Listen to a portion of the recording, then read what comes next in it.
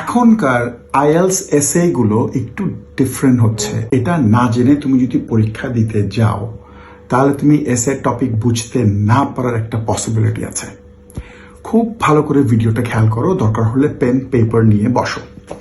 দেখো, আইএলস এর 5টা এসে টাইপস হলো, number 1 opinion based essay, number 2 both views plus opinion, number 3 advantageous disadvantageous essay, number 4 problem solution essay, and number 5 2 direct questions.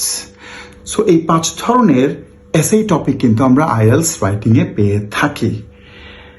এবার আমার analysis হলো ওভার দ্য লাস্ট 3 মান্থস আমরা অনেক বেশি কম্পারেটিভলি 2 ডাইরেক্ট কোয়েশ্চেন্স পাইছি, মানে যে এসএগুলোতে 2টো কোয়েশ্চেন্স করা হয়ে থাকে। একটু ফোকাস করো।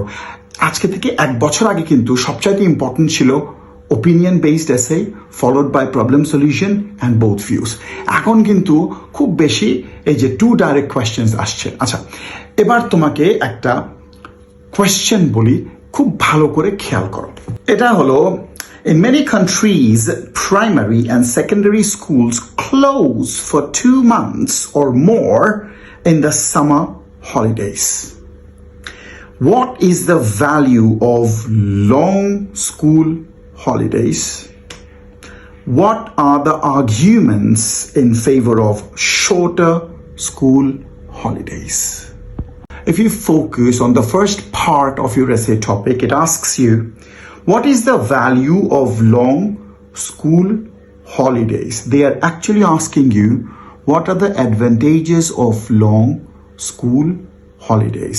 So তোমাকে এখানে তোমার আইডিয়া দিতে হবে এবং এটাকে এক্সপ্লেইন করতে হবে যে লং স্কুল হলিডেজ এর অ্যাডভান্টেজেস গুলো কি কি। আসো, if you focus on the second part of the question, it asks you, what are the arguments in favor of shorter school holidays? একটু খেয়াল করো, এই কোয়েশ্চেনটা একটু ডিফিকাল্ট। এই কোয়েশ্চেনটার মানে হইল, what are the advantages of shorter school holidays, which has been written in different words. এখন এই কোয়েশ্চেনটা যদি তুমি বুঝতে না পারো তাহলে কিন্তু তুমি আনসারটা ঠিক করে লিখতে পারবা না।